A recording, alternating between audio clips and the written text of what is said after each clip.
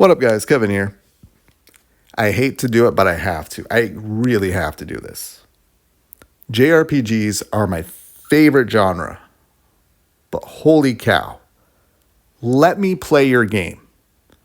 I got a controller in my hand.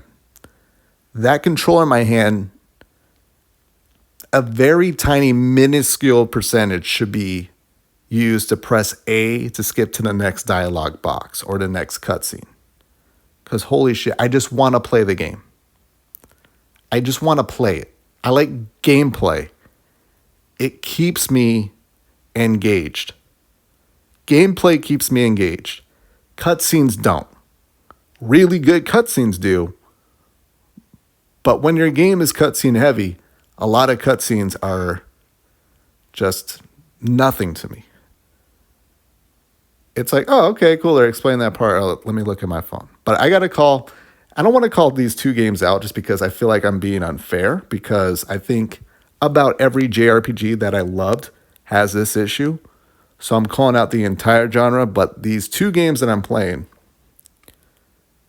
wow. I think it's starting to get to the point where I wouldn't mind seeing these games be torn a new asshole, like critically, from like people who review it on a Metacritic or whatever, or even like diehard fans like me. I don't care if people start ripping them a new one, say, hey, this game sucks. It's a video game, not a book, not a movie. I'm at that point, even though I still love these games. These games need to be called out. I'll do my part here, but I'm a 2,000 sub channel and maybe 50 people will watch this.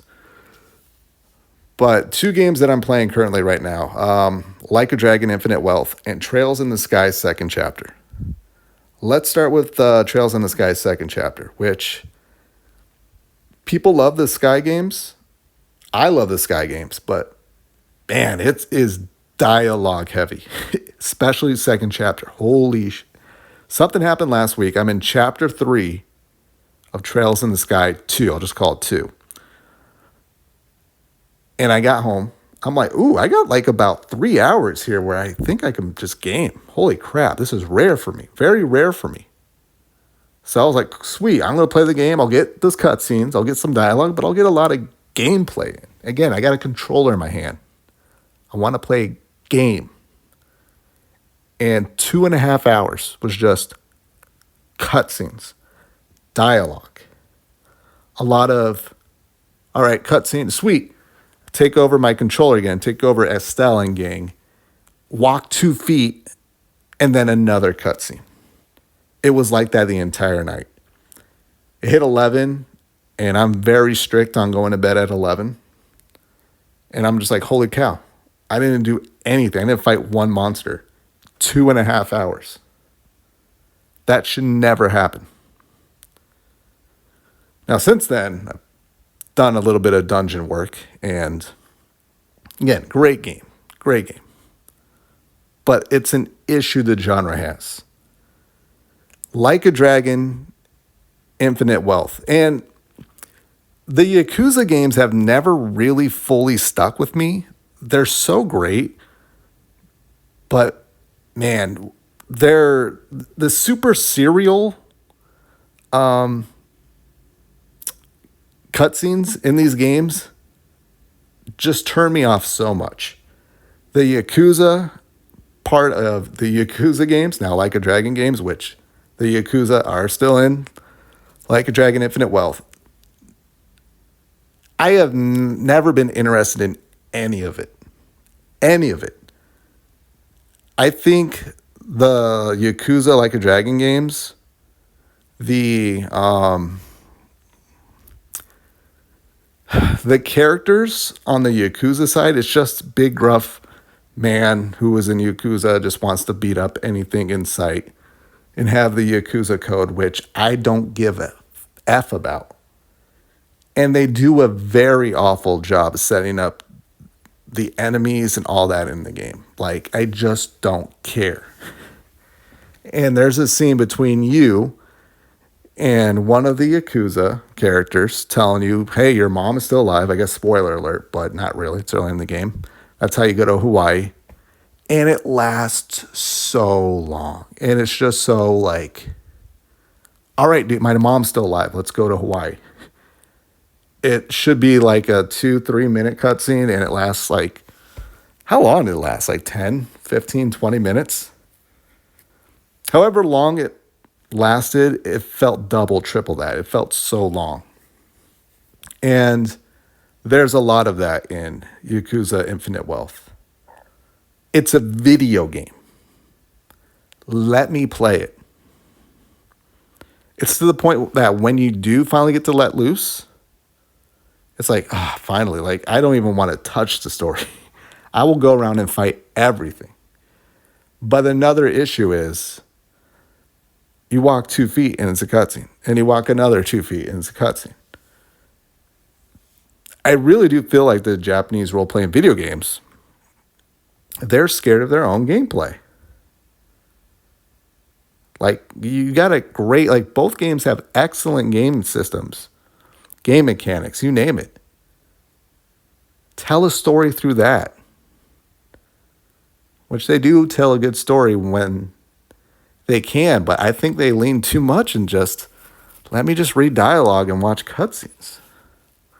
To me, that's not gaming. To me, that's, I want to get into anime. I guess this is how I am getting into anime, because I feel like I'm watching animes. My controller, I'm playing on an Xbox controller, and it goes to sleep, because it's battery powered, all the time when I'm playing JRPGs.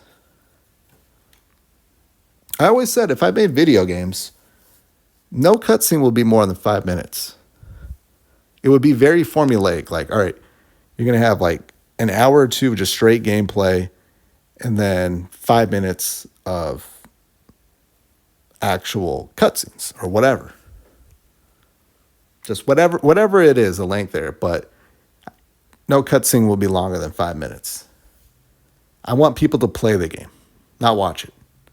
There's YouTube. I'll let YouTubers make the movie version or whatever. That's where I should go if I want to watch a movie. Oh, hey, man, I don't really want to play the game, but I'm interested in the story. I'll go watch on YouTube.